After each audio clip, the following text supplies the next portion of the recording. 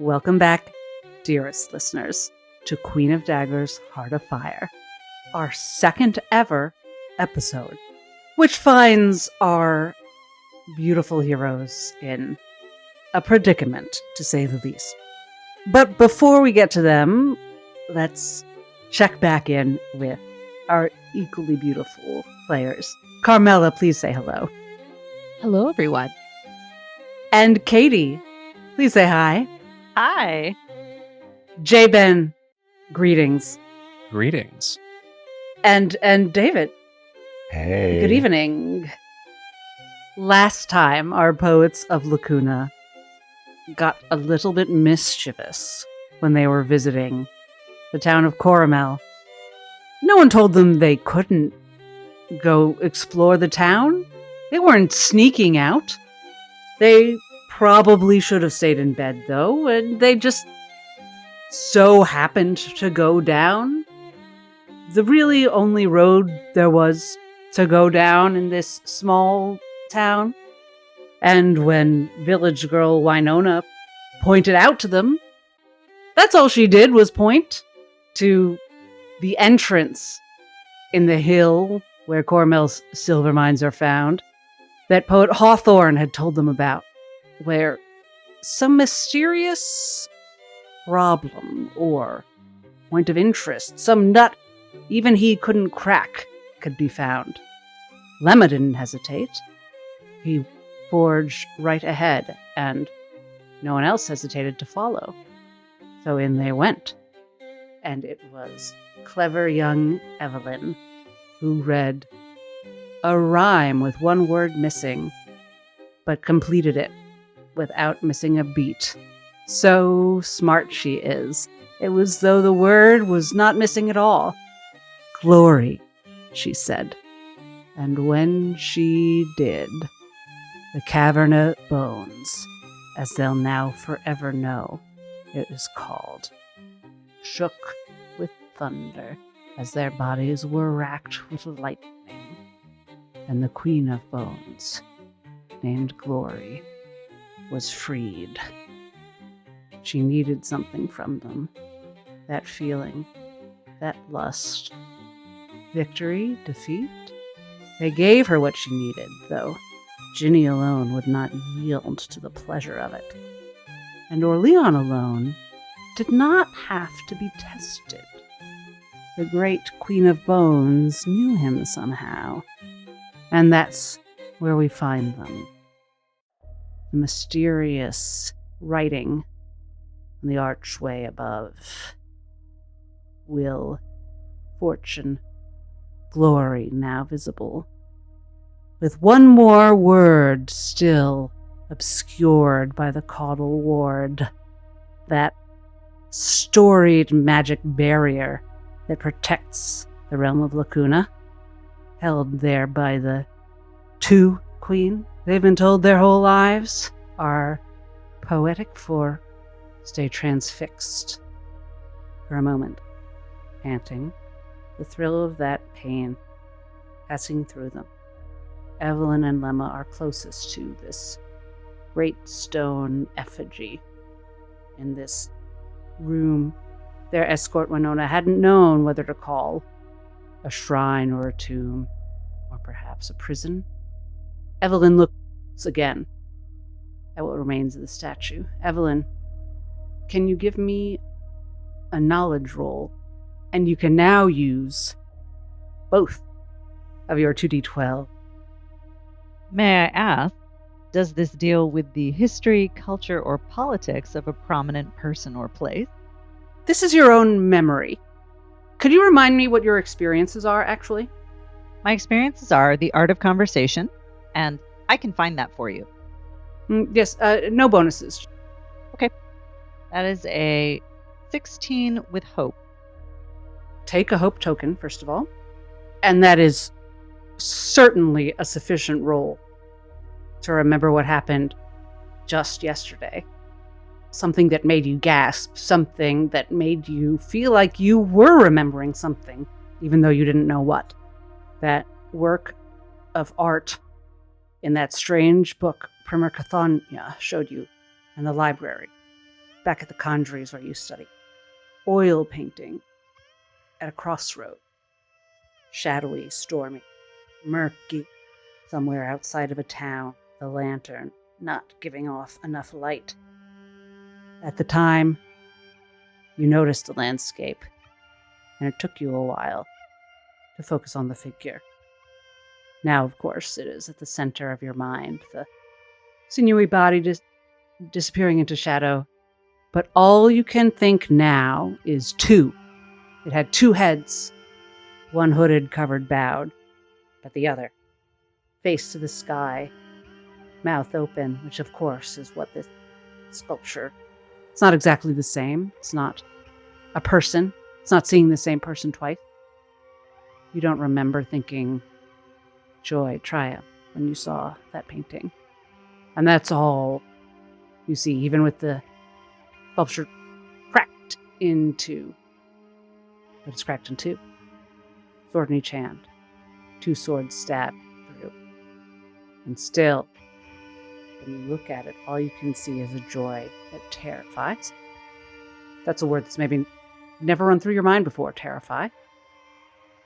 But as the bargain you made, and it is a bargain, even if just for a moment, that emotion you gave to the queen in order to live, as that bargain passes through you, you look at the expression and you feel it, a joy through your entire body that only can come from knowing you are facing death and are thus alive.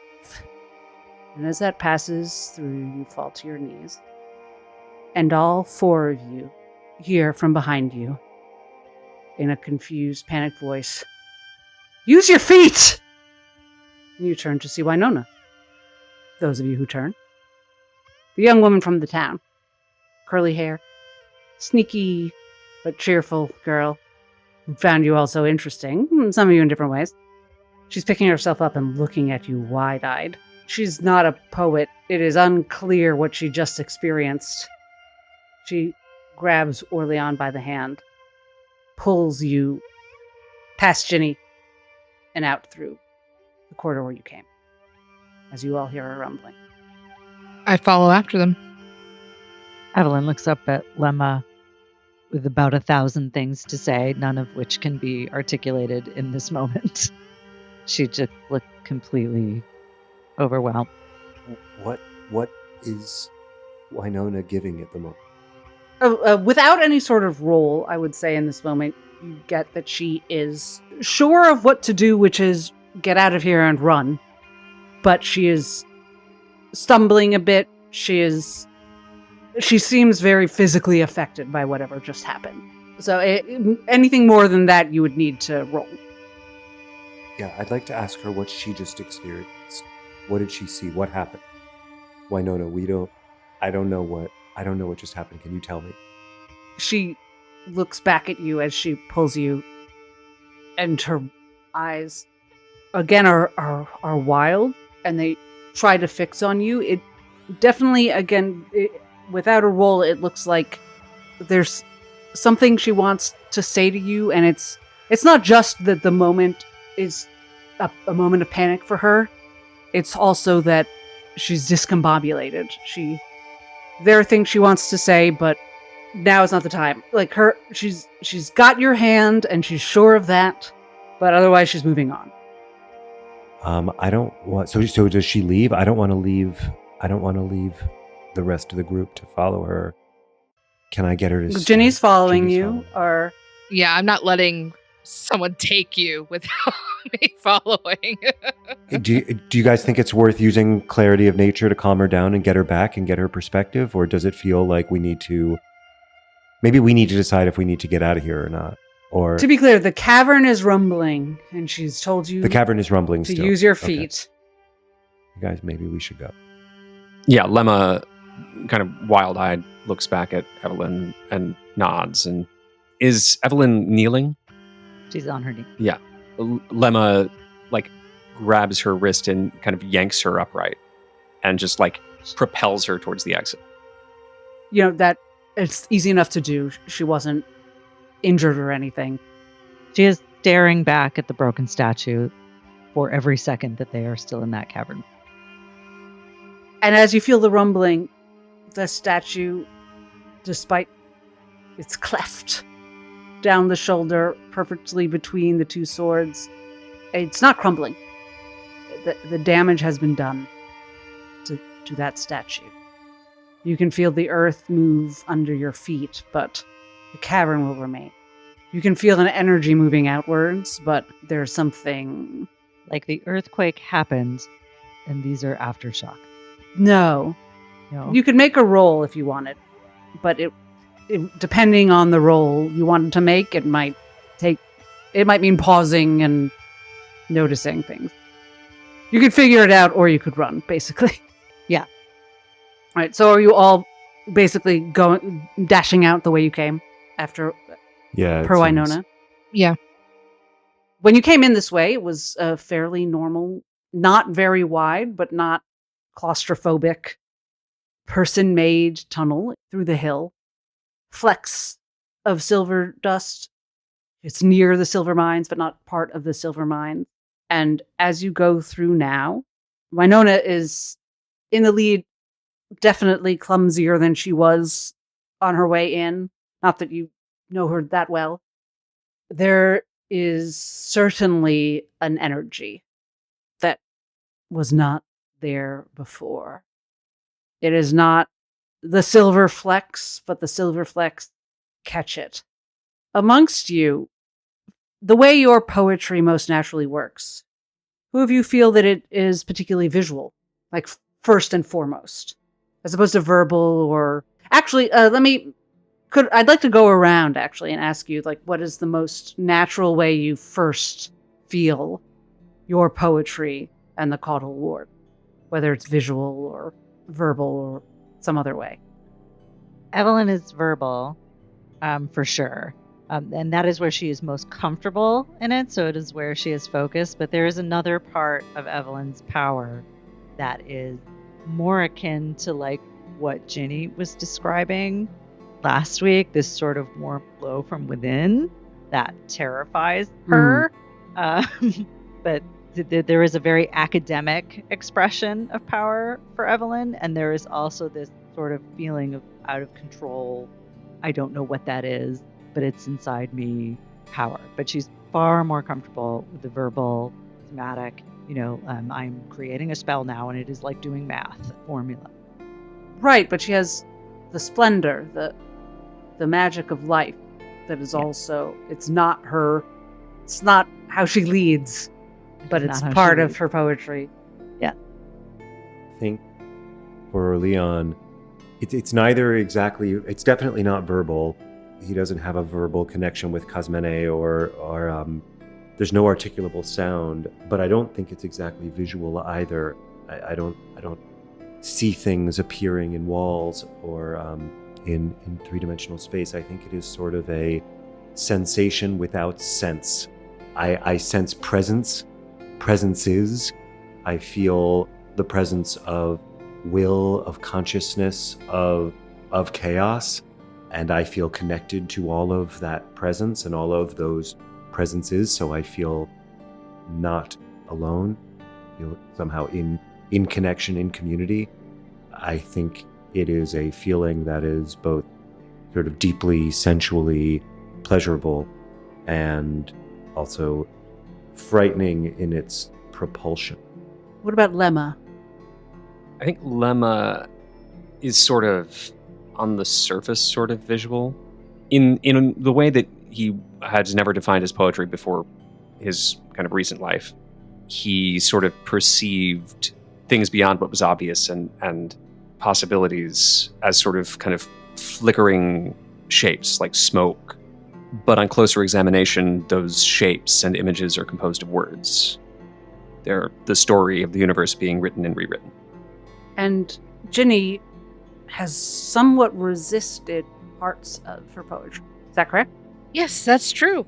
Ginny has resisted some parts of that poetry. She mostly experiences it through her body. It's very tactile to her. So that's that warm feeling that I was talking about before. She experiences it through her movement and in her actions. She tries to keep her hands busy for several reasons, but the parts of her that she resisted is that warmness, that kind of that splendor, magic of life kind of deal. And if her hands are doing something else, then she won't be using that splendor part of her. So if you see her wring her hands, that's probably why. As you run, walk, stumble, OrLeon and Winona in front. So OrLeon, you would likely be the first to realize of the four of you that the exit is further away than it should be. This corridor is longer than it was. There had been a curve when you came in where light had been a question. You've curved more than once. This path makes no sense, and it starts to pulse, convulse. There was an energy Evelyn had wondered about, and I will say wisely, not paused to figure out. And now it is asserting itself. I'm just going to pause for a second to look at Ginny's sheet. Oh, interesting. I forgot about your Orderborn. My dedications. Yes. Yeah. And that includes be a shield for those weaker than you, and for the good of the many. How many hope do you have? 2. I'm trying to decide if I'm going to make you roll to remember something. Okay. And I think that I am not, because the situation is so specific in a way that I had not planned. Okay. And I think it's very perfect. Uh-oh. No, you like it. Okay. I'm sure it's good for you. I'm remembering the highly specific exchange you and Winona had about prying things from the walls. Mm-hmm. She had made an offhand comment about you all being out and acting sneaky and prying the silver from the cave walls, and you saying that you were strong enough to do just that. Yeah. And her being a little bit confused about whether that was flirting. We were all confused by it. But the walls pulse at you right now with the flecks of silver, not stones.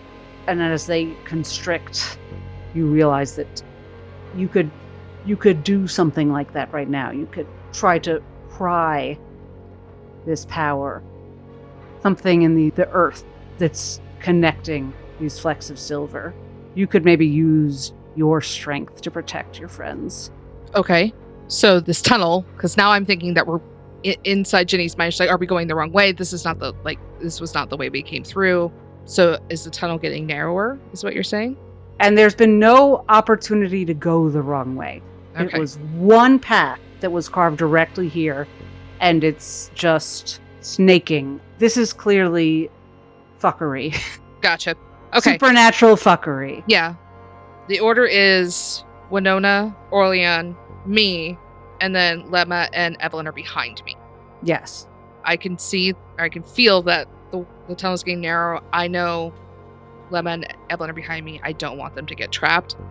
I guess I try and with your various fawn physical bonuses, like you could combine like with leap and kick and everything. Like I would let you get in front if you needed to.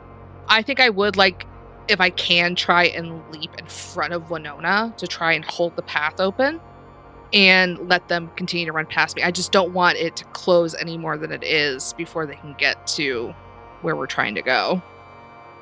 Or am I trying to, like, I have a very strange visual in my head of being in front and sticking my hands into the walls and try and carve the path wider with me in the front. It is a strange visual, but that's exactly what pops into your mind because that's what you and Winona said. Mm-hmm. And there's something about what happened with you in that cavern, about your refusal to yield to whatever that was, and your survival that makes you feel right now that you could exert your will on this. Okay. If we want to use one of my Orderborn dedications, I would roll with a d20 as my hope. And I only have the one dice at the moment, the one die. So I'm just going to roll with a d20 instead. I guess it was just a straight strength roll with this d20. Is strength your spellcast trait? Yes. Mm-hmm. Yes, unless there's something else you want to argue for. No, again, crazy visual in my brain of me just sticking my hands to the walls and running. All right, here we go. 14 on the die plus 2 is 16. The DC was 15. Cool, I did it. You dig, unless you would like to describe it, actually. I would love you to. Sure. So Ginny gets in front of Winona, which I guess in all the craziness, Winona just lets me. Ginny sticks, again, crazy thought in her head, sticks her hands into the walls. She could feel the earth give underneath, the earth and stone give underneath her hands. And she's able to get a grasp and push out in front of her and is able, almost like she's carving out the stone with her hands, and is able to push and make the path wide enough for them to all get out as it's trying to collapse in on them. Winona almost seems to melt away, but she's very shifty in that way. You have no trouble getting in front of her and OrLeon, and the silver flecks in the walls bristle. You can feel them. Everyone can feel the walls flex like a muscle, tense, and then the corridor loosens, opens again. OrLeon, I think you feel from the walls themselves sense of confusion or indecision from the earth in the face of what Ginny has done. And suddenly you all spill outside. It is night, but where it had been a simple balmy night with a clear moon, there is now red in the sky. You hear screams from the town square and very strange howls. I have a thought of something I'd like to do, but I don't know if it feels like, well, now that we're outside of the cave, do we feel like we are out of immediate danger to some extent? Yes, you personally, you don't feel like anything's about to attack you or collapse on you. You also know this is not where you entered. You've been dumped out on some other part of the hillside. You know how to get to the town square, but it is just notably not where it had been. I would like to. I have one item that I have. Ooh, items. As a druid is a bag of bones and rocks. It is a small bag of rocks and bones. It's in my equipment. It's the last item in my equipment. And I think what I would like to do is roll the small bags of rocks and bones onto the ground. I'd like to arrange them into the best of my memory, the sort of floor plan of the hall where the Queen of Bones' statue was. And I would like to use Death Connection with the bones to see whether... I don't know if this will work, since normally one has to do that with a corpse and you get a memory from the corpse, but I'm just trying to see in what way I can use these objects to kind of augur information from either the stones, the earth, that is clearly feeling its confusion, or from the bones and whatever kind of connection they might have. So I don't know. Maybe it's Death Connection, maybe it's some version of Fungal Network, but that's what I'm trying to do. As soon as you roll out the bones onto the ground, you feel a thrill that is not like the thrill you all felt in the cavern, just in that it feels like a relief, like cold water. Gain a hope. If you would like to know more, that would be some kind of roll. Yeah, I would like to know more, for sure. I was thinking either of those two things, either using Death Connection or Fungal Network. Death connection is you need to touch a corpse that died recently. Okay, so that's not gonna work. you can't talk to those specific bones. A fungal connection is very interesting. I will read aloud the text of the feature. Right. This is where it's the last word Yeah. of it is very confusing as it relates All to of this it's- character. Oh well, that's not the part I'm worried about because we've reflavored that. Okay. But a couple of our characters, darling listeners, have custom ancestries. We cobbled some things together as the rules permit. OrLeon might be a fun girl, but is not a fun grill. Fungrel network is you make an instinct roll to speak with others of your ancestry across any distance using your mycelial array. Mycelial being a mushroom thing. That's kind of not what we're worried about. Who is OrLeon's ancestry? I have kind of an answer. Well, first of all, make an instinct roll. Maybe you'll fail and it won't matter. Okay, that's 2d12s, right? Yes. And you're trying to hit a 12. Okay, so it's a fear roll, and the total is 11. But then that's plus 2 for instinct, right? So that's 13. You feel... Oh, first let me ask, have you ever attempted this before? No, I've this bag of bones and rocks I found when I was burying the family cat, out back in the woods by the, I was working in the undertaking business and so nobody else was going to take care of this friend of mine who wanted to return back to the Great Universal. So I did.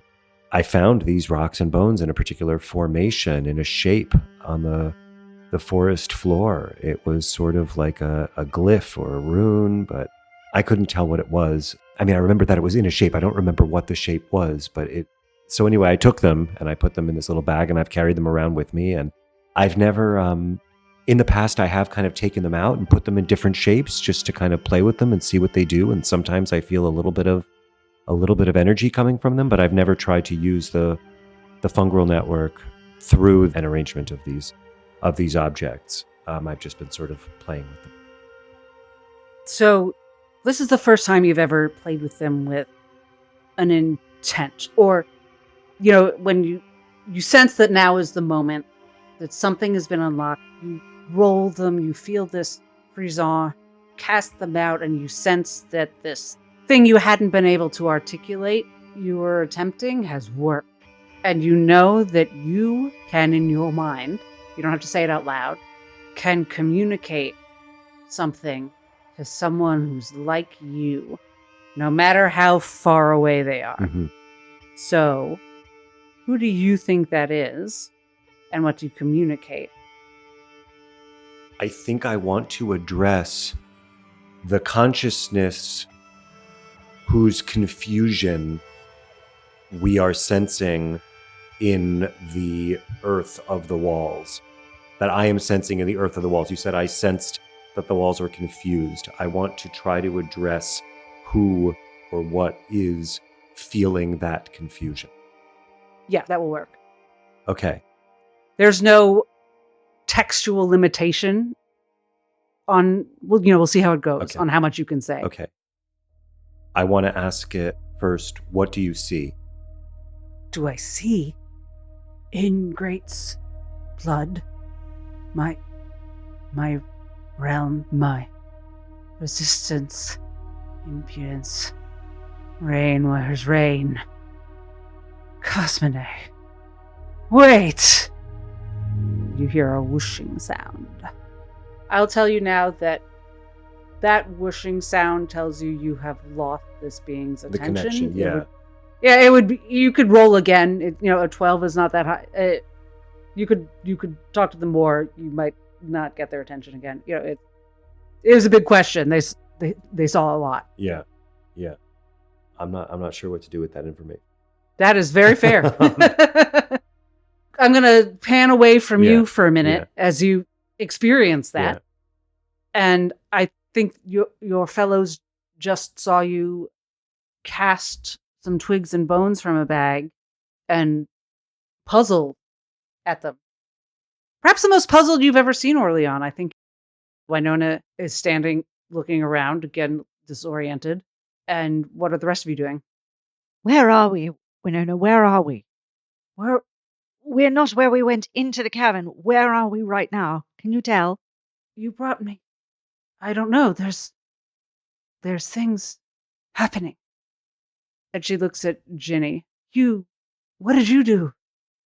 Ginny looks down at her hands that are just covered in dirt and stones. And she's got flecks of metal underneath her fingernails. And she just looks up at Winona and asks, "Are you okay?" I was going to ask you that. Am I okay? Ginny steps closer to Winona and looks her over and makes sure that she doesn't have any cuts or bruises or broken bones or anything like that.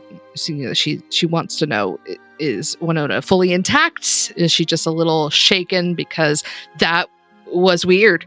And she puts her hands on herself and her hands out as though to check her balance. And she says, "Everything's that way. And there's a shrine." And she points towards the town center. She takes one more step and stumbles and then sprints. Okay. I was going to go and catch her, but she escapes my grasp. I look back down at my hands and I squeeze them into fists and I face the others and go, "What in the Twin Queen's name just happened?" I don't know, Ginny, but I'm concerned that it's still happening. And she sort of gestures vaguely towards the sounds of what's coming from town and the yelling and the red moon. And I don't think our night is over. As you say that, you hear two more wolves, but different. And then you all hear, and you're not sure if it's out loud or in your mind, the howl of a woman. A woman who hunts with wolves. Okay, I think OrLeon turns to the group, still lost in distraction, fighting for words, fighting for clarity, but he says, "Yes, Evelyn's right. It is still happening, but it's happening. I think it's happening on the other side of the ward. That's what I heard when I cast the bones. So it's happening on the other side of the ward." How is that possible? Where is the ward? Where is the other side? What does that mean? I don't know more than what I said, but I think I know that what I said is true. As much as I know anything is true, which is not much. Should we get the poet? Here's what Lemma has experienced in the past 20 seconds. We were in a cavern. Something spooky was happening in the cavern. We left at speed. We're now outside of the cavern. The sky is red. There are howls and screams coming from town. OrLeon poured some bones and stones on the ground and looked confused. And the only thing that surprises Lemma is that OrLeon wasn't confused before. This is such a stack of thing after thing after thing, and all of it is unknown. And on top of it is the trauma of basically Lemma precipitated this by messing with something that he was denying. Ooh, tell me slightly more. Which part was the mistake that Lemma made? Lemma let down his guard. Lemma, I think, wasn't fully aware that that sense of pull or intuition that he experiences sometimes was part. He genuinely didn't realize it was just a feature of who he was. And then there was an event that was very different from that. But this feeling, this awareness, he, I think, had been separating from what poets were supposed to be. And in this moment, he entertained that, and it resulted in something undeniable. Are you saying you can't deny that he has poetry? If he were left alone with his thoughts for another 20 seconds, he would have a really hard time continuing to compartmentalize that. Well, that sounds bad. That sounds like something to run away from. Yeah. So Lemma kind of just turns to the group, eyes wide. He's pale and covered in dirt and silver dust. So he's just on top of his gray clothing, he's entirely gray. and he just stares to the group and stage whispers, "No time," pulls out his rapier and his dagger and sprints off towards town. Yes, agreed. Evelyn is clutching her great staff and running after him. Well, I heard wolves. Ginny's ears were immediately perked up at the wolf howls and looks back at OrLeon, says, "We've got to go." I pack up my bones and my rocks, and with Ginny, hand on foot as quickly as possible, following the silhouettes of Lemma and Evelyn. You can see Evelyn is silhouetted by light that she has sort of cast over herself to be able to see, like torchlight. Who is waiting for whom? Are we going? Is Ginny waiting for OrLeon to gather the bones and such? Or are we just going? It might, at some juncture, make a difference this matter of seconds. Shouldn't have told you that part. Ginny would have started it, but not gone full tilt until she knew OrLeon was right behind her. Lemma is obviously gone. Lemma's out of here. Lemma's a cloud of silver dust. And I think Evelyn seemed to be Right behind. my running order. All right. So you get up the path. You get towards where that sort of all-purpose town hall is. And there start to be multiple paths. When we came here, I told you there was only one main path, only one interesting path, but there were also smaller paths, towards just where other houses were, residential areas that weren't really worth you all investigating.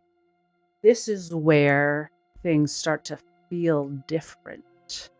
Your poetry starts to react differently, as especially the three of you who have your duality dice. There is an emotion you feel acutely that you have never felt that palpably before, and it is interacting with your peripheral vision. You remember what Primer Mantua tells you about how poets see the world, experience the world that normal people can't. The caudal ward gives you tunnel vision for all your senses, for all your experiences. And a poet is able to turn your head and look in a way that normal people simply can't. And now it's like you have another sense. How you feel about that, find out. And I would like everyone to roll a d4. I got a 3. I got a 1. 94. 3. Evelyn and OrLeon got 3. Yes. This is just the sort of the directions that you're drawn in. Who got 1? I got a 1. So, Ginny, your attention's immediately drawn to the town square. This is where you can hear, and this is probably where all of you heard the commotion most. OrLeon and Evelyn, your attention is drawn to the left.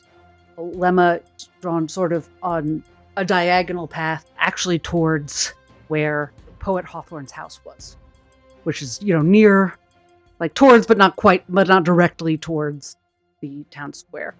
So you all know that there's something extraordinary happening everywhere, but that's what's catching your attention first. You've all caught up with each other. You have a moment to split up, stay together, do nothing. It's clear that people are sort of drawn in different directions. Their focus is pulled. Yeah. Because you all know that there's stuff happening kind of around. The main hubbub is straight in the town square, but 3 of you also, your attention is caught in other directions. So Evelyn is looking off to the left where her connection to whatever is drawing her eye, but she turns to the rest of them and says, I don't think we should split up. I think we should decide where we're going and go together. Ginny is still running full tilt towards the square. And I highly recommend we run after Ginny to that end. Yes, I agree. Ginny is also yelling for Master Soren and Master Hawthorne at the top of her lungs. She's very loud when she wants to be. I don't immediately clock that Lemma turns in that direction, but I'm still running full speed at the square. Should two of us go to get Poet Hawthorne, and two of us go to the square, or? Lemma is sprinting full tilt in whatever direction Lemma is sprinting. So So then I think So it's just the two of Evelyn, us. I think you and I, we got to decide. I think we should split Or up. one of us goes after Ginny and the other goes after Yeah. Lemma. Well, which direction is Lemma sprinting? Lemma is ahead of the group, and Lemma is just like sprinting towards the thing that seems like it needs to get done. So if what Lemma perceived was, there's a problem at Hawthorne's house, and that was the last thing to enter Lemma's brain, that's where he goes. Evelyn will look at OrLeon, nod, and go after Lemma. Okay, and then OrLeon will go after Ginny. So 2 and 2. 2 and 2. We've split the party. Congratulations. We're all going to die. I know they say never split the party, but we're genre dumb. We haven't learned that yet. This is it. I'm going to call you parties odds and even. Odds being the town square party. So we're going evens first. Veering off. Lemma and Evelyn. That makes sense anyway. Lemma sprinted off in a cloud of silver dust. It was quite striking, actually. and Evelyn followed. You headed up the path at first in Winona's wake, but then you heard something off in a direction that was actually slightly familiar. You remember coming down that way from Poet Hawthorne's when you went to the inn. As you go up towards that tidy row of houses where the more prominent professionals have their cottages, see a hulking figure in the road. Evelyn releases the prestidigitation so that she's not a moving target anymore. I am making 3 out of the 4 heroes mark a stress from what happened at the end of the last session, which I wound things up before we got to that mechanical effect. But Ginny's resistance to the siren's call of glory means she isn't stressed. And she will also gain an experience that I haven't thought of a name for yet. Nope. That will help her resist similar things in the future. I'm stressed in different ways. So if glory tries to do that to you again, it'll be harder. I have a quick question. My question is kind of for the group.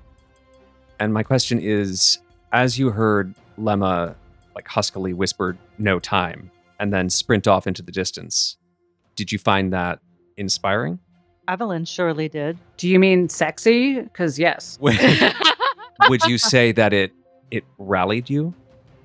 I would say it definitely would have rallied Ginny, because I don't think Ginny's ever seen Lemma move that fast. And I'm used to Lemma like looking at books and being quiet, and that was very interesting. So if you feel that it filled you with a sense of purpose and drive, Yeah. you should take yourself a rally die. Oh. And what does a rally die look like? A rally die is a D6, and I'll read the rule for the listeners at home. And I will allow it because it was hot. Rally. Once per session, as your party prepares to enter a dangerous or difficult situation, describe how you rally them and give yourself and each of your allies a D6 rally die. Anyone with a rally die can spend it to roll it, adding the result to an action roll, reaction roll, or damage roll, or clearing stress equal to the rally die result. Okay. Very cool. Thanks, man. You bet. No problem. Reminder that it goes away at the end of the session, not at the end of the day. So use it this session. Use it or lose it. Got it. It's a cinematic moment, so use it to rock. A hulking figure. You had heard the howls of wolves that were strange, not quite wolves. And as you round here, you realize that what you are facing is not what was making this sound. The figure before you at first is Shadow. You know it's not Shadow the way Mantua deals with Shadow. You know this is of the Caudal Ward, but that is moving. This is Lemma and Evelyn. You were not there to see the beast in the woods that OrLeon and Ginny saw. But it reminds you irresistibly of that woodcut in Cathanya's book. That wasn't a woodcut at all, for the blackness was words that you couldn't see, that you couldn't even read the letters of to know what the language was. The creature before you isn't words, but the substance of it does not want to be seen. You know immediately that if you were not poets, you simply would not see this creature. You know that this is a creature that should be exiled behind the caudal ward. This is beyond what poets are supposed to fight. This should not be here. The things you see, you push back the caudal ward and then are visible to all. This is different. The caudal ward has been drawn or cracked, and this creature is of it or from it. You don't know. You haven't been taught enough about what's behind there. How could you have been? But the blind spot of it is in motion. The shape, as I said, is hulking. In that negative space of it, you see wings, and you feel the wolfishness. You could interact with your poetry to see, smell, know more of it, or you could just not and do something at the shape. I will tell you for free, this is not augury here with a message. Lemma, I'll throw it to you first, since you were so at the ready. Our fleet-footed Mercury. I think Lemma really has only one option. He is running away from his awareness of his poetry, and he believes this is a threat, and he just lunges at it. And I'll remind you that you can spend hope to do more than one thing. There's no initiative order here. I might do something mean. I've got some fear tokens I could spend. And just to clarify, if we act, you act, right? If we take an action, you get a fear token that you can use to act again. Is that how it works? So, a great question, because for those listening, and you'll probably be listening before the official published version comes out, we are going off the 1.5 beta test, but we are incorporating one or two parts of the updated rules, which is that we are not using the action tokens and action trackers. So, basically, there is no distinction functionally between combat and non-combat anymore. Lemma attacks this thing with sword. Lemma grew up. The elegists were taught to protect themselves on the road. He hasn't used his sword a lot, but he has a sort of. It's like he went to fencing class from ages 5 through 18. And while I know Lemma has resisted the poetness of it all his year at the Conjuries, has he been training with the combat primers? With Amber? I think that is something that he's willingly done. That's what I assumed, but just making sure. So yes, roll your rapier with no penalty. That is a 3 hope, 11 fear plus 2, so 16 with fear. That hits. And this is a rapier you hit with? Just for flavor? Yeah, I imagine that Lemma kind of like does the old like swish stab with the rapier and the dagger. Oh, so it's with both? Yeah. Then as the dagger sinks in, you get distinct feeling of feathers and fur, both. You feel the feathers of the wings, but it's a strange kind of fur into which the dagger sinks. All right, so please roll damage. That is a 5 on the damage die, plus 2 with the rapier, and then an additional plus 2 because it's paired with the dagger, so 9. You sink in, you get the sense of feathers, and the dagger sinks into strange fur. And I mentioned augury before, and the sound you get reminds you a bit of augury. You get a growl and a very rapture-like roar. You're in close because of the rapier, are you not? Yeah, I charged right in. So it is going to attack you back. What is your evasion? My evasion is 10. Which is what I'm trying to hit. And I rolled a 7 with a plus 2. You hear a clack next to your head that misses. That is the strange creature's turn. Evelyn, or either of you. But let's throw it to Evelyn. Evelyn would definitely do what is second nature to her, which is to try to figure out what she can figure out. by looking at this thing, by observing the way it interacts with Lemma, if there's any advantage to be had here, if it's clearly hostile, so we don't have to worry about that so much. But like, if it's from beyond the ward, might it be immune to certain things or vulnerable to certain things? So I think Evelyn is going to make a knowledge check to try to see what is what here. Please do. That is a 12 with hope. And I believe you maxed out hope at 6. 6, right? Yeah. So Evelyn is maxed out with hope. Do some of that.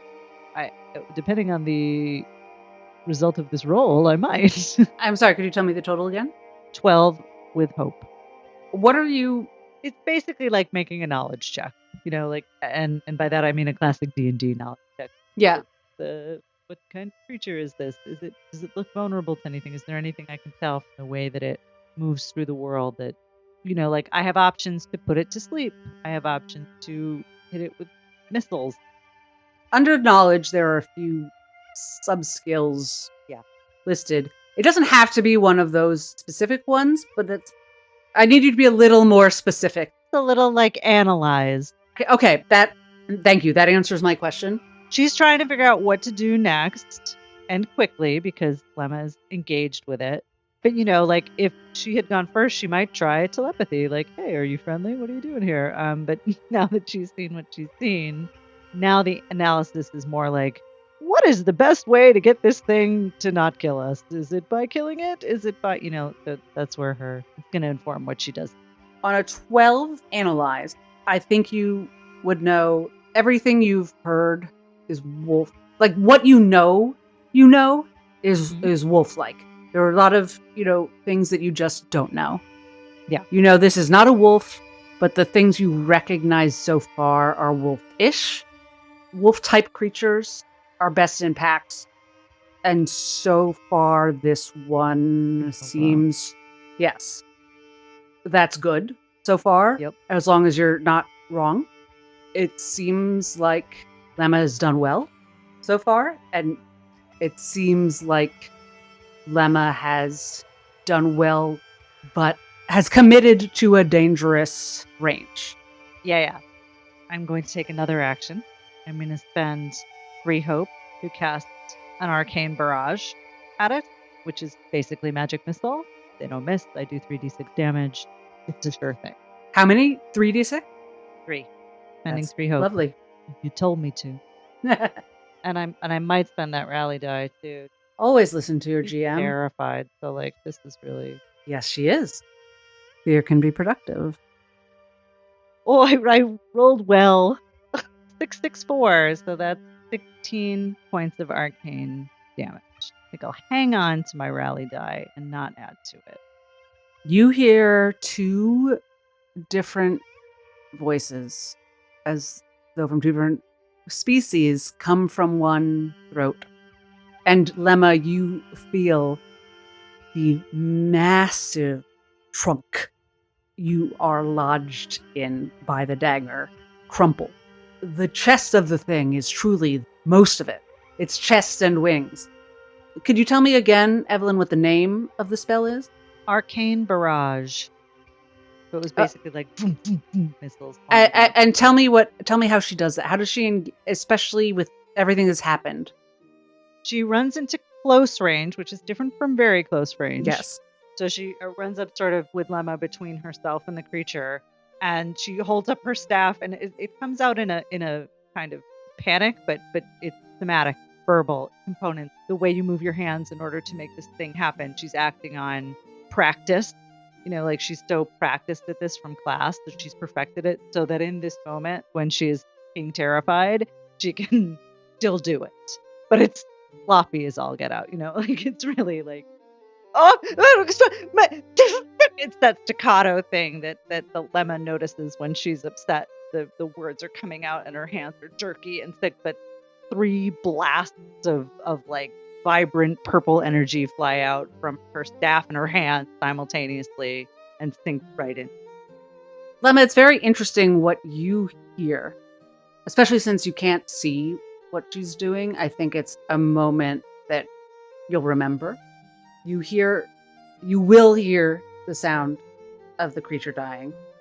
And the sound of the arcane barrage is itself not new. You study with Evelyn from her Lapidus, has taught this spell in front of you.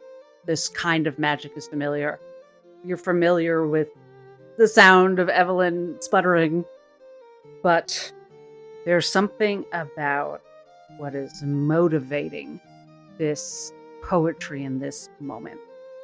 The thing that made you realize your error and run to danger, the terror that is new to you all, that is exciting Evelyn's magic right now and makes it feel like fireworks, that is making Evelyn's sputtering feel like a beautiful spontaneity that she would never embrace on purpose.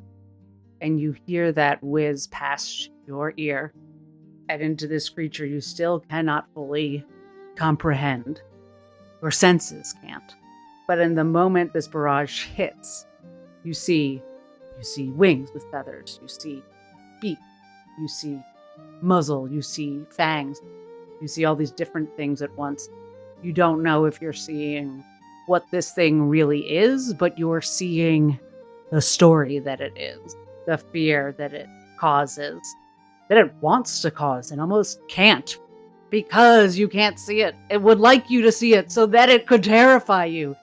And there's a moment where this is all illuminated in Evelyn's burst of terrified magic. That happens all at once, and then it's done. There's this mass of obscured meat in the path. As the life leaves this thing, I think Lemma has pelted into the square and tried to kill something for the first time in his life. He's used his weapons to protect himself, but just to run in with very little thought and just try to do violence is new. And then he's had the feeling of being inches from a freight train just over his shoulder, boom, boom, boom. And this creature slumps down around his wrist where his dagger is stuck into it. And the contact with the body, unintentionally with everything that's been thrust at him, he sort of finds himself flung back into that space behind him where possibility lives. And he inadvertently uses Death Connection. Wow, tell me more. So Death Connection is one of the features of Lemma's custom background, Alogist. While touching a corpse that died recently, in this case, this instant, you can mark a stress to extract one memory related to a specific emotion or sensation. So I'm marking a stress. And for Lemma, it's the feeling that he had as he ran into this area. And the feeling that I think he saw flickered in the creature, that it's not even anger or rage. It's just this purpose without thought. And he's looking for some kind of just pulse thumping, what drove this creature the way that he was driven to this place. I wish the audience would be able to see how I cartoonishly sat up in my seat when J-Ben said that. Lemma is finding in himself his vivid emotion of how he felt coming into this dangerous area and looking for how did this creature feel coming into this hostile situation. I think Lemma, the only change I'd make is that Lemma is not looking for that. Lemma is accessing that without. That's just the thing that thank you. occurs. Yes. Yeah. First, I have to ask, how do you think Lemma experiences? What do you think the extraction is like? Lemma experiences it or sees it? I'm gonna let you kind of choose. I think it's sort of when you try to look into your peripheral vision, the way that your awareness of what's in front of you sort of disappears.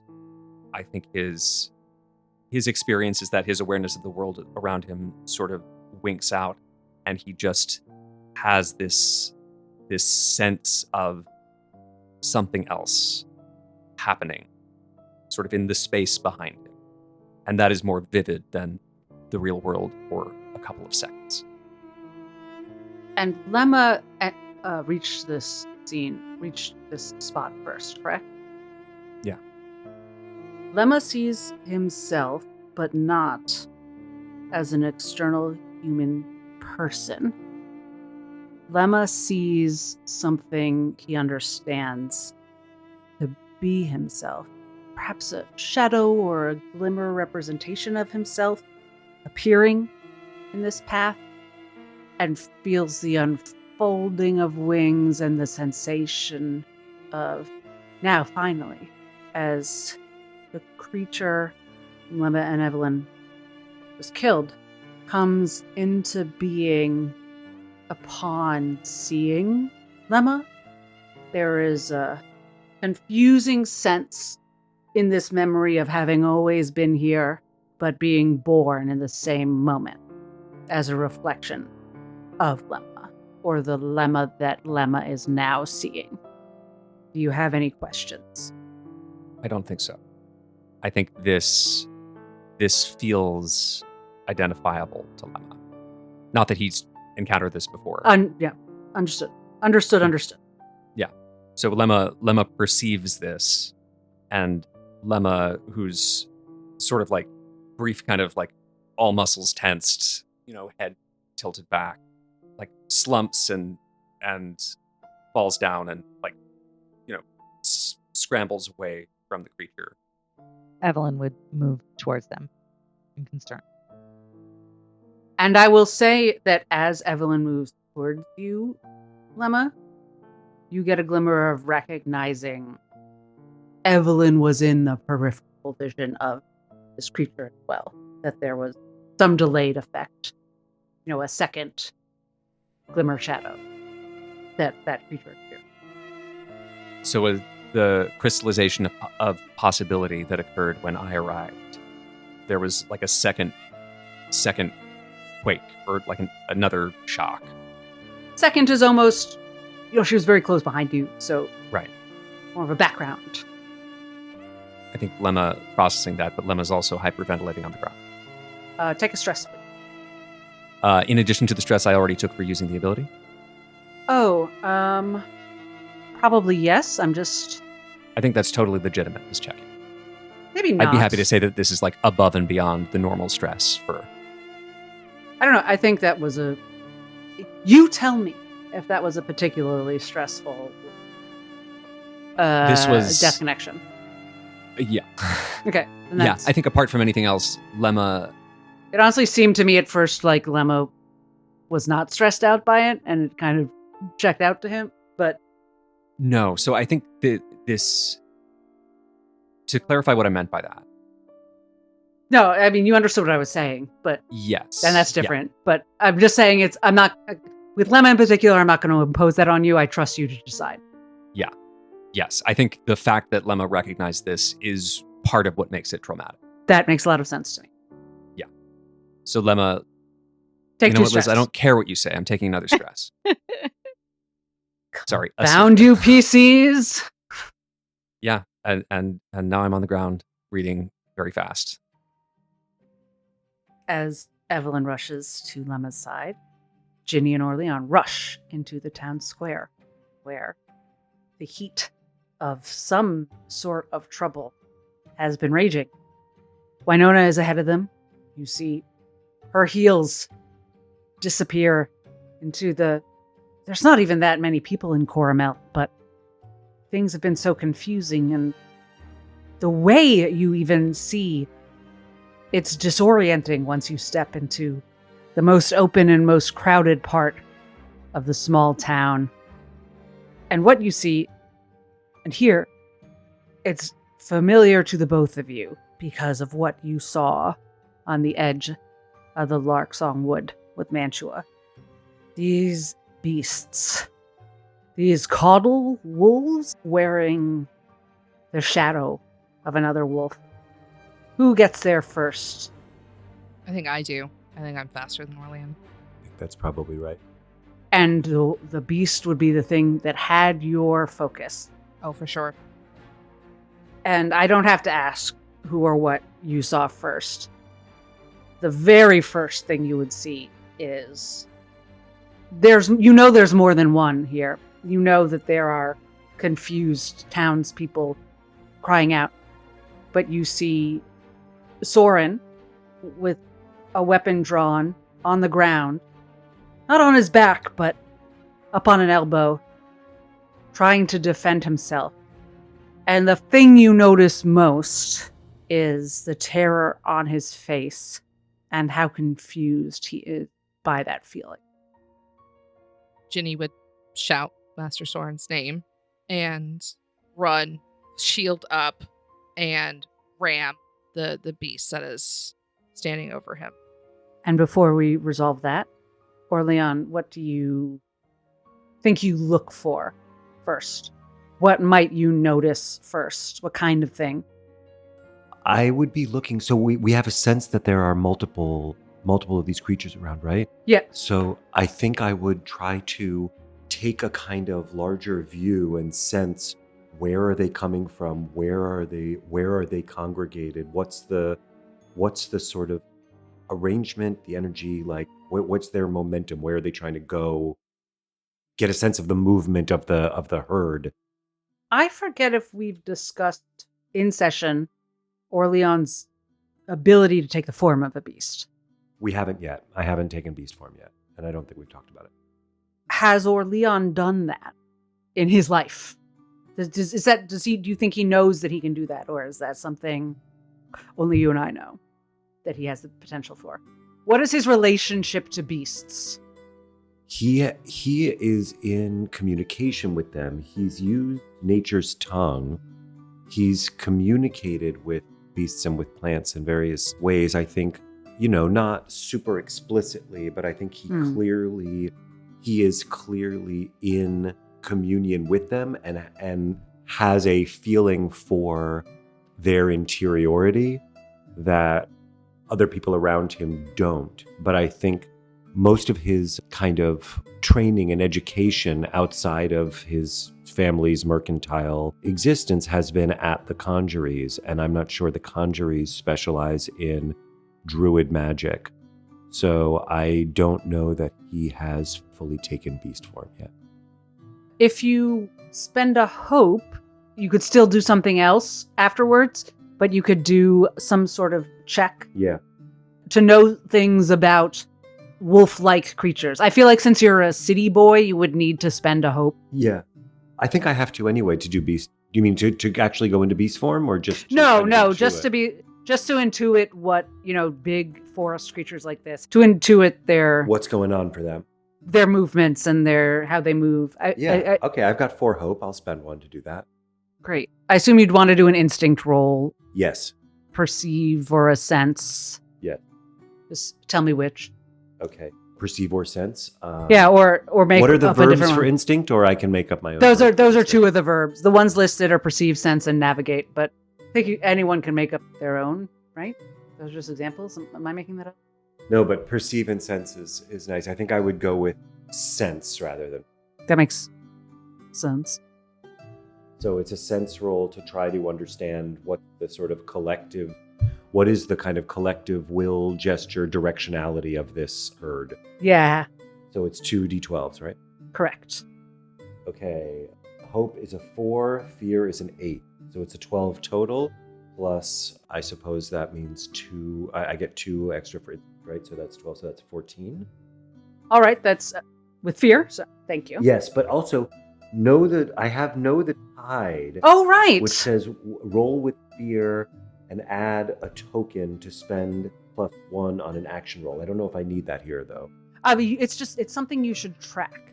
So I've asked David to reflavor the Seaborn community, dear listeners. I think of it as Wardborn or something similar. So his community feature is that he can sense the ebb and flow of life. And he rolls with fear. He should put a token on, it says this card, just somewhere. Put a token on a place that you know what it is. You can hold a number of tokens up to your level, which right now is 1. Before you make an action roll, so next time, perhaps, you can spend that token to add +1 to the roll. And it's use or lose per session. Sticking to the realm of nature, not caudal shit, you know that though these are not normal wolves, they do recognize each other as pack animals and are moving together. In addition to the real world nature stuff, also because of your own proclivities, origins, etc., and also just the general situation, it's going to be very hard to sneak around these beasts. What you're seeing of their shadow externality, they're of the world that's hidden. You're not going to hide from them, and you want to be very careful about being near more than one of them at a time. They are currently not right next to each other, which means you have gotten here in time. It is very good that you followed Winona immediately. It is possible that there are more coming that you cannot see. But it feels like they're assembling. Quite possibly. You don't know for sure because there's the supernatural component that is completely new. You can tell that at least that you can do damage to them, if that's the question. You know, they're not ghosts. You can see the way one of them has a paw on someone, that they're physically present. Is there anything else you'd like to do? You spent a hope, so I gave you that. You know, you can do something else entirely now. Is there one that I'm in range of? Like what?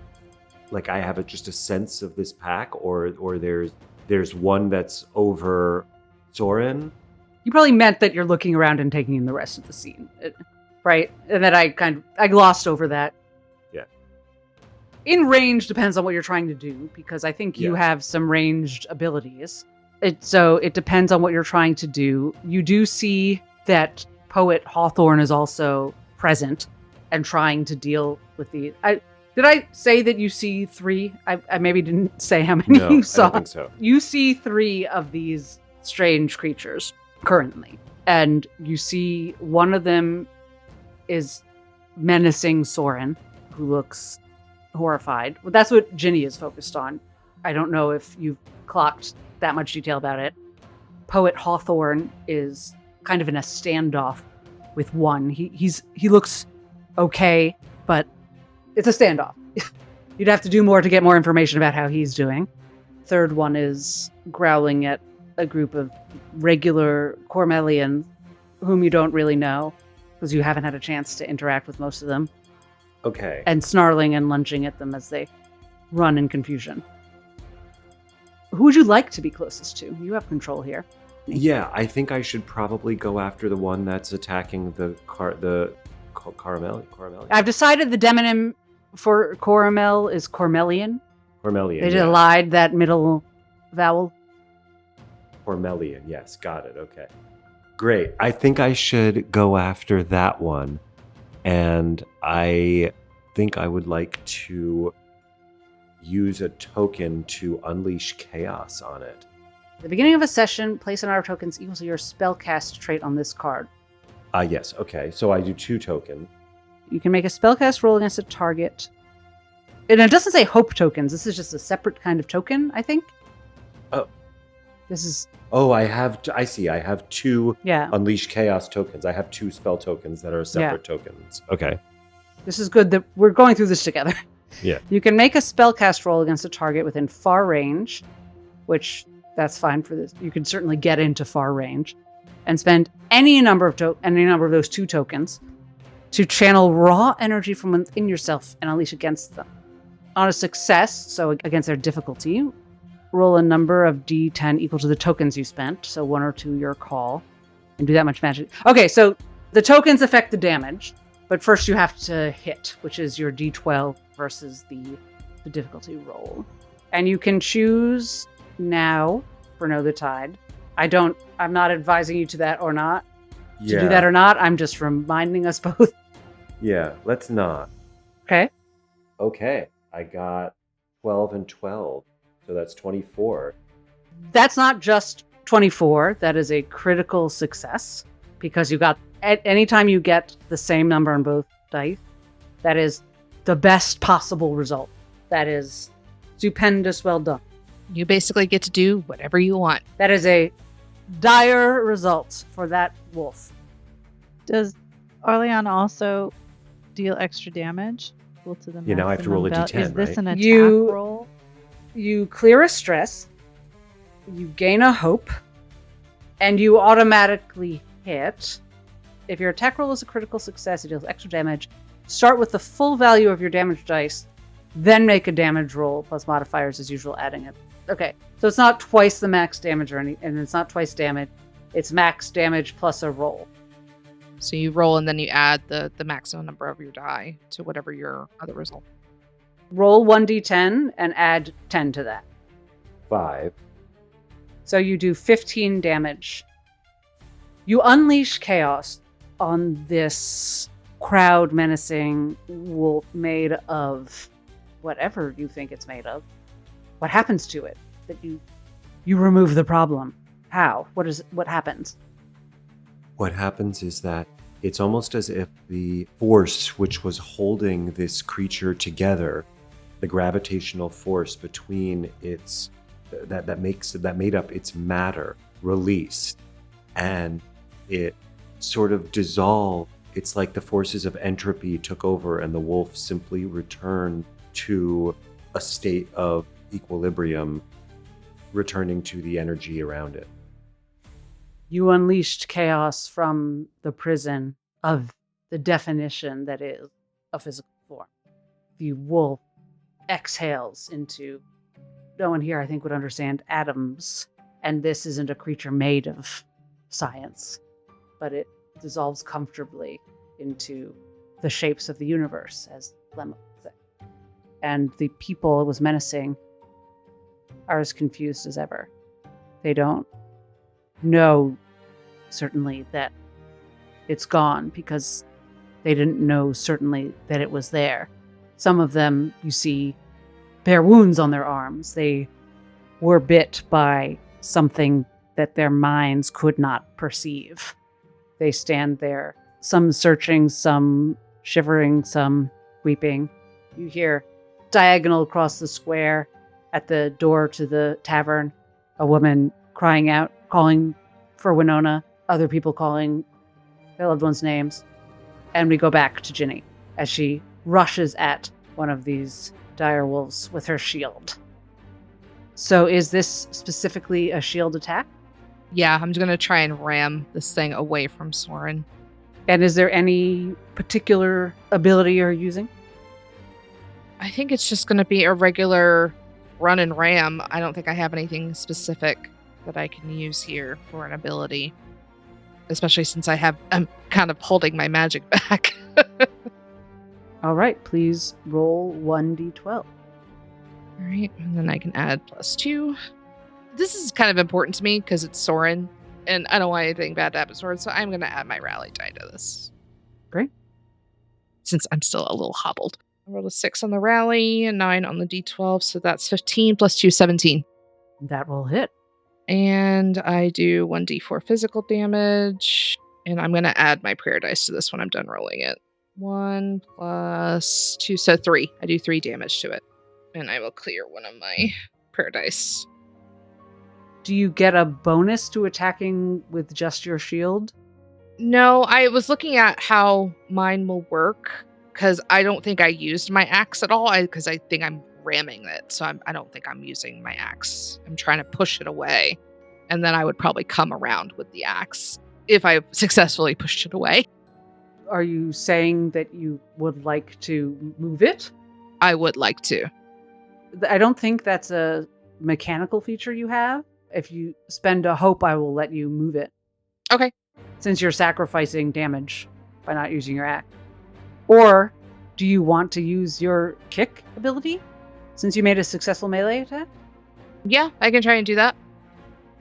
So I'm a fawn, and on a successful melee attack, you can mark a stress to kick yourself off the target, adding 2d6 to the damage and pushing either them or yourself out of melee range. So actually, you don't need to spend the hope. That does it. I'm definitely going to mark a stress. So I'm marking a stress on myself. And then I will roll 2d6. This is adding to the 3 of the damage I've already done. So that's adding another 3. 6 damage altogether with the shield bash and the kick. Great. And that I'm going to count that as one lump, Okay. which is relevant, rather than as 2 separate. And that pushes it. Yes, out of melee range, which is sort of 2 ticks of range. I think it's touch, then melee, then close. Yeah, touch, melee, and then close. So I guess it's pushing it to close, but it's out of Yes. standing over Soren. Certainly not standing over Soren, yeah. So they would have to move to hit, to claw or bite Soren. And you could get in between them if you want. Great. And that's with one die to Yeah.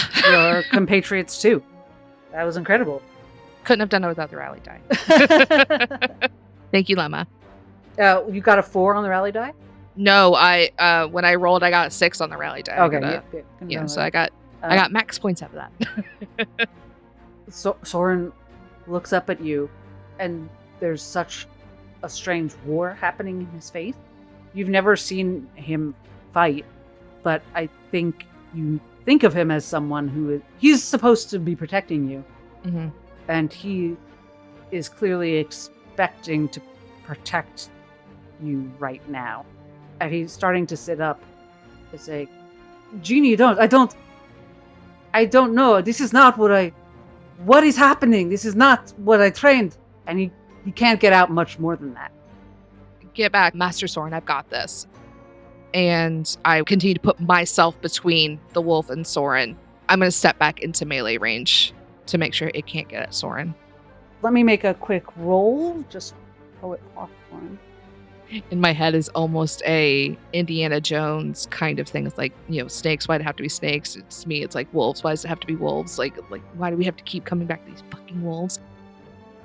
So whoever is looking at Poet Hawthorne sees him hold up his hands, and he's gotten in closer. He's moved in closer into melee range with the remaining direwolf, and a blast of something emerges from it that clearly misses the last direwolf. It leaps at him just as he fires off this shot.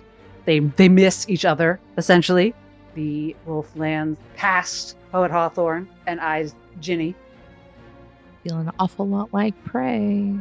Feels like speciesism, because I'm a fawn. Nice and juicy. And your evasion is 8? Is that correct? Yes, my evasion is 8. I believe meets it, beats it. So an 8 would hit you. Yes. But it no longer has, or it can't have pack tactics at this moment, since forced away the one that was over Soren. Mm-hmm. You're specifically not near it, so you're clear of pack tactics. So I will roll damage against you. This is the first time I'm wounding one of you. So we're going to see how good my armor really is. That is 11 physical damage. All right. And I am going to mark 1 armor slot on mine. So after that is 7, which means I have to mark 1 hit point. Out of 6. Out of 6. All right. Instead of marking 2. Boo. I want to kill you. Too I bad. hate you. No, you don't. You love me. I love the taste of your blood in my jaws. Mm. And actually, let's take a moment. The wolf's jaws sink into the armor. There's that gauntlet you raise. Your arm catches it. You'll be okay, but that piece of the armor will need fixing. Yeah. And you do feel it does sting, and it does remind you of when you were 10 years old. What did you do then when a wolf was about to kill your cousin, Alexander? Alexander was near the Blackthorn barn. Alexander likes to be by himself. And it was the ham fasting ceremony. Everyone was in the town square, and he just wanted to be by himself. It was too loud. And Papa sent me looking for him. And I found him near the Blackthorn barn. It's where he likes to hang out. And there was this lone, dark wolf. Must have been separated from its pack ages ago. It was hungry, mean, and it had cornered Alexander up against the barn. And I sprinted away from my friends who had come along with me to look for him. I grabbed the closest thing I could find, which was the lid for an apple barrel, and slammed into the side of the wolf to push it away. Well, that's not so unusual, is it? It seems to be a common theme in my life at this point. Was that it?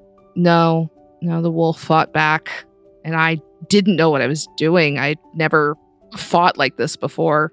I was 10. I had no reason to be in a relatively safe town. The wolf came back around. It knocked me flat on my back, took Alexander down with me. He cracked his head against a rock, and my arm had fallen on an old, rusted wood-cutting axe. The wolf was standing over me, fangs bared, drool and saliva just dripping down. I could feel it on my chest. And there's a tingle that ran up my spine and a warmth. I seized the axe and, harder than any 10-year-old should be able to manage, was able to swing up and around and basically fight up from the ground and crack this wolf in its front haunch and sent it reeling backwards in pain. I was able to get up, roll onto my knees and up. This surge of heat and strength that I couldn't tell you where it came from. Felt like it came out of the ground and up through my hooves. The wolf rushed at me again, brought the barrel lid up. It got its teeth into the lid and tried to rip it out of my hands. And I could hear distantly people screaming and yelling. And I brought the axe back down and, again, with strength that no 10-year-old should be able to muster, buried it in the top of this wolf's skull. And Alexander? Took a moment. I had no idea what happened. I dropped everything and realized that he wasn't moving. So I scooped him up. He's only a year younger than me, but he's like a little brother as much as my other little brothers, and pulled him into my lap, and his head was just pouring blood. He had a laceration or a cut on his scalp. And that warmth came back, and there's almost a glow coming out of my hands. And I ran my hands over his forehead to try and get him to wake up. And the glow got brighter and warmer, and the skin started to stitch back together, and Alexander's eyes fluttered open. Your father came and took Alex then. I don't know when he got there. Time's funny that way. It is. I just sat there and stared at Alex's confused face, and it wasn't until Papa said my name that I realized that someone else was with me. But he didn't call me Ginny. No one ever calls me anything but Ginny. He called me Genevieve. That's how I knew I was in trouble. Were you in trouble? It felt like it. My friends ran off and grabbed, all the adults that they could find for help. And so several of our neighbors were right there with them. And there was lots of whispers behind hands and looks back at me. So yeah, it felt like I was in trouble. And as you feel the strange wolf's teeth slightly puncture your skin, you remember all of that, just like that, as if you were telling it to someone in an instant. And it's only when you get to the end that you realize why. It's not because of wolf teeth. It's because you realize it was only when your father called you Genevieve that you were afraid. The entire time before that, there was no thought in your head, no pulse in your heart of fear for yourself, of course, but not even fear for Alexander, because that wasn't what the moment was about for you. There was no time for fear. Fear was almost have been selfish. You had a job to do. Today, minutes ago, you did what you needed to do. You gave Glory, the Queen of Bones, the vision she asked for. But when she asked you to enjoy it, to luxuriate in it, you said no. You just didn't. And just now you heard yourself remember not knowing where it came from. I don't know where it came from. That power, that confidence. But there's a word you saw written on a wall today. What word was that? Will? Will. Your will confused, fear in a mountain. Your will, without ego, without selfishness, without worry for the future, is strong enough to save and to heal. And in the way only Ginny can realize that without getting a big fat head, she has that realization. She gains a hope, a free attack, and her duality die. Okay. I'm going to attack this wolf. I thought you fucking might. Yep. Let's roll my 2d12 for the first time. Please be good.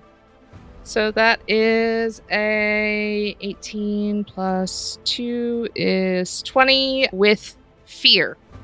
That hits. Because I am still a little scared of wolves. 20, yes, that hits. Please roll damage. 7. 7. Actually, I would like to do a lot more damage to this thing. So I'm going to use my other prayer dice, and I'm going to do 9 damage to it instead. All right. 9 is very good. Loses its grip on you.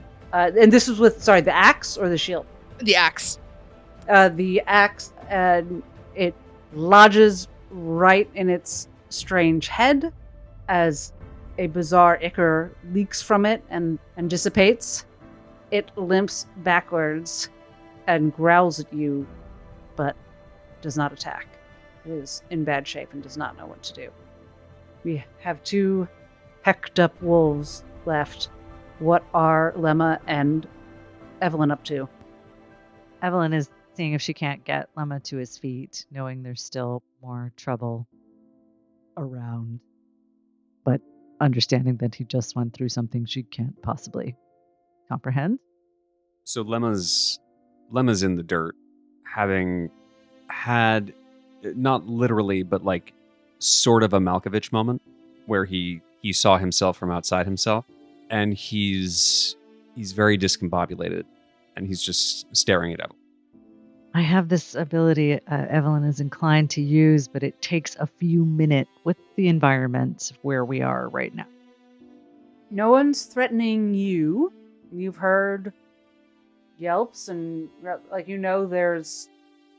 I'm thinking how far you are. Okay, you know that there's stuff... It doesn't really matter because Lemma doesn't seem able to do anything right now, and she's not going to leave him regardless. So she kneels down beside him and begins to tell him a story about when she was very small and got lost in the servants' halls of the conjuries where she was raised, and how she truly believed for several minutes that she would never find her way out of it. That the more turn she took, the more deeply lost she became. And the crux of the story is that at the end of it, she turned one final corner and was about to just simply give up and die, and she was back in the kitchens that she had left in the first place, having no idea how she had circumnavigated so many halls and tunnels and secret places to end up right where she started. And I'm going to spend 2 hope to allow Lemma to clear 2 stresses, her mending touch. And you notice that when she speaks not in her rapid fire, not in the staccato. She's completely focused on Lemma and sharing the story as if they are sitting around a campfire with nothing in the world to worry about. We're very relaxed. As you complete the story, something seems to clear from Lemma's eyes. But what you see is not the sort of calm, disciplined reserve that you're used to seeing. What you see instead is a sort of slightly scary intensity. And Lemma stares straight at you, grips your hand a little too hard, and says, "Though the path twists, we return to the doorstep we left from," and bounds up and sprints off. Evelyn just runs after. I am going to actually make a GM move, sort of. I would like to countermand the very end of that, if that's okay. Mm-hmm. Because I would like to say you have each done very impressive things, And that took a couple minutes, you said, Yeah. Katie? Yeah. The dire wolves in the square have been mopped up By the time in those we couple get there. minutes. That you don't get there. That by the time you finished, Poet Hawthorne is there and discovers you. That he's come back towards his house to see what's up. Because OrLeon crit and Ginny had such a triumphant I feel like we can say they have it covered. Mm-hmm. And you are on the route to Poet Hawthorne's house. And if it's all right with you, I will burn 2 of my fear, which advantages you, to say, as you are about to dash off, Lemma, you are faced with an agitated Poet Hawthorne. Certainly, he's at 6s and 7s. Rallying a hue and cry. Yes! What are you doing here? There's so much danger everywhere. Why were you not in bed? Get inside. Get inside, children. And he ushers you into his cottage. Surprising authority. And I mean, he's an authority figure, but he turns you about with unexpected strength, likely from direwolf related adrenaline. And you both find yourselves sat at his table with hastily poured cup of tea. All of the As relaxed, he paces. all the relaxed quality that Evelyn had telling the story is vanished. She is now 12 years old and terrified of getting in trouble with the highest ranking person in this town. She's agitated and is trying to think of what on earth they are going to tell him about what they did in that cavern. And Is it just the 2 of us, or is it Ginny and OrLeon as well? At the moment, it's just the 2 of you. What happened? I don't... And there's no point telling lies. I saw your friends. I'm sure you saw the strange creatures. Something happened. Are you all right, first of all? Both of you. yeah, yes, I'm Physically. fine. Yes, Physically, are you yes. physically all right? Lemma sort of looks at yeah. himself for the first time after. Lemma? Is what did the hulking beast leave behind? Like, is there ichor on Lemma's is there any- hand, or is it this sort of like, did it dissolve? It didn't wound you, right? You just got in real close when you stabbed it. I would say on your dagger, it was there physically. So on your dagger and your hand and your wrist, what the 2 of you see is the blood, a boar or a deer that you had stabbed. But it is moving restlessly at the edges. Effect of smoke on the water as it can't tell whether or not it's supposed to exist. And as you look at it, Hawthorne is looking at it with a strange look. Perhaps you would like to do a roll about it to try to interpret that look, or perhaps not. I would love to do a roll on that, and I would like to. Lemma grew up basically being trained to see through people's facades in times of grief, so he has the experienced reader of people. Oh. Lemma is going to make an insight roll, I guess, which would be instinct, but with spending a hope to get a +1 on it, or a +3 rather. 16 with fear. 16 is good. You got fear. Anything particular you're looking for up beyond? What's up with him? Whether he sees what I see. It's clear that he sees something and it's creeping him out. You know, it's hard to say. It's especially given the specificity of what you saw. It would be hard to say if he saw exactly what you saw. He sees something and he feels like it's a problem. Great. Lemma grabs a tea towel and just starts wiping off his hands. Lemma would hear in his head Evelyn using telepathy. I'm so sorry, but I don't know what we should tell him. Lemma just thinks back the truth. Where's Ginny and OrLeon? She says aloud. They're taking care of everyone. In the square there were wolves made of sort of fat. Gestures at Lemma's arm in the tea towel. They're all right. Glad you were here. And then he shakes himself. Or am I? What? I can't help but shake the feeling that, I was quite cross with myself for mentioning even the reason that I'd asked Mantua to join us here. That's why I'd said we'd talk about it in the morning, but I can't shake the feeling that you got an early start on the day.